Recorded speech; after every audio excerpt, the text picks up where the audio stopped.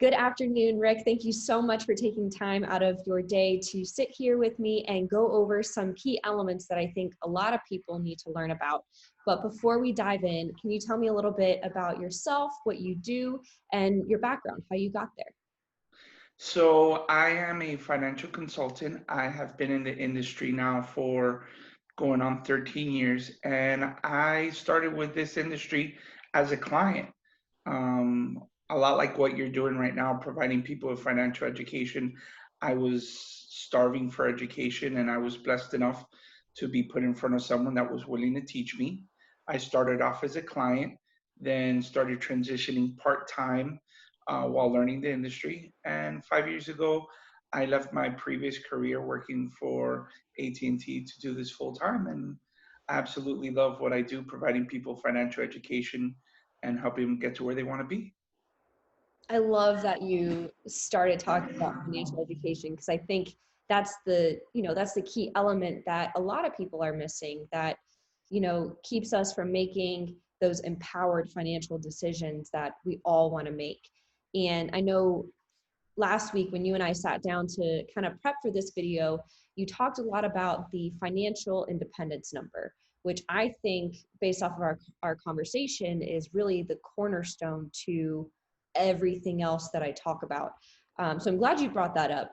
And I'm glad that we have an opportunity to talk about that today. So, can you explain to everyone watching what the financial independence number is? Absolutely. Well, before I go into that, I think one of the main reasons why more people do not put money away for retirement or set goals is because they don't have a final destination. And the reason why that is because nobody's ever educated them on what an end goal should look like. A financial independence number is something that most people have never heard of before, but is very important. And what a financial independence number is the number that tells you when you're free to not have to work anymore. The financial independence number is just a useful number because it tells you exactly how much you need to get to a point where you're like, okay, that's it. Now it's time to enjoy life. So, how can someone that's watching this video figure out what their financial independence number is? How can they kind of dictate what that number looks like for them? So here's the situation with that. Um, there is a easy way to do it that'll kind of get you into the ballpark. The best way is always to sit down with a financial advisor and help you make those numbers. But in essence, the easiest way is to calculate what your monthly budget is going to look like during retirement, then subtract what your Social Security assets are going to look like, and then you want to multiply that times 12 to get your yearly retirement goals. And then what we usually do is we calculate starting with the year that you want to retire and then to the year that is your calculated life expectancy. Usually it's 84 for men and 86 for women. And that'll give you an idea. Now, we also have to take into consideration there's things like inflation and things like that, but at least this will get you into the ballpark of where it is that you want to be. So, I guarantee that anyone calculating their financial independence number right now are probably scratching their head, feeling overwhelmed, wondering, oh my gosh, this is a large number. How can I get there? So, do you have any advice for someone that's just now looking at what their financial independence number is and how they can reach it? I'm glad you mentioned that because so a lot of times when I sit down with clients and I ask them if they have a 401k or they have a 403b at work, they'll mention to me, yeah, I have one, but I don't participate. And the reason why that is because they don't understand how it works or they don't see the benefit.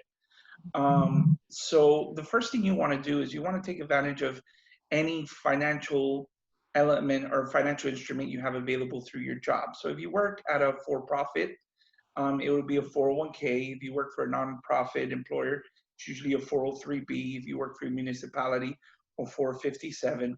Now, if you don't work somewhere that offers any of those things, maybe they're a small employer or you're a 1099, then you could look into an IRA.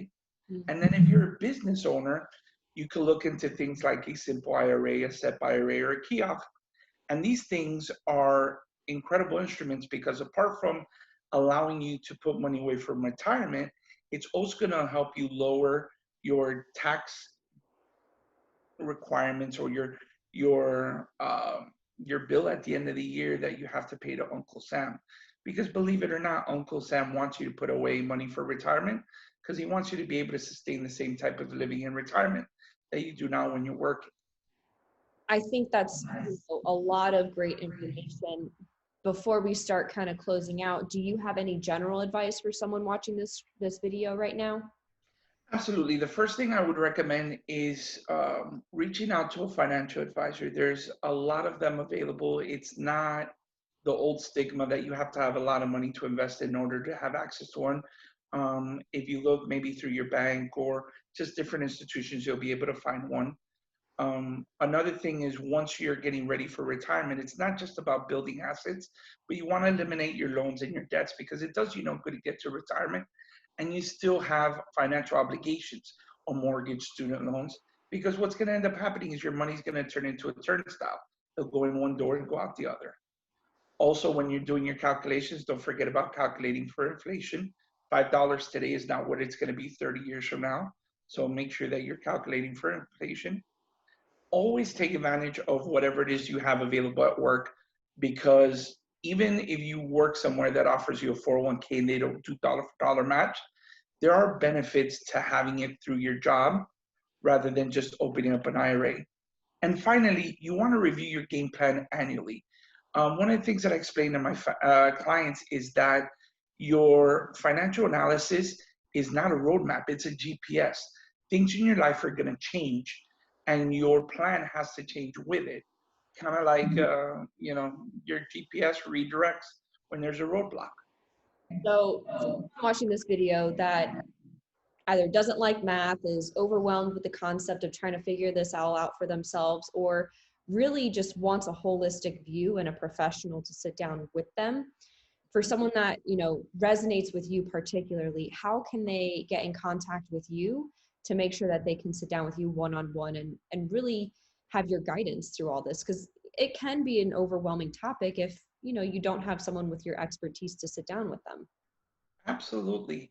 In order to get in contact with me, you can contact me on my cell phone, 305-299-6629. I'm always available to my clients nights and weekends because I know that's when they're off of work. And now in our new reality, we could either set up a Zoom meeting so that we maintain our social distancing, or we're more than welcome to meet up at your home or at my office, whatever's more comfortable for you. Our education and the financial analysis is for free, and at least it'll give you a foundation of where it is that you need to go. Love it. Thank you so much for taking time out of your day to educate everyone watching this video. I know I learned a couple things here and there, and I really appreciate it. And I know everyone watching this video learned a lot as well. So thank you so much, and I hope you have a wonderful day. Absolutely, and the same to you, and thank you for taking the time to speak with me.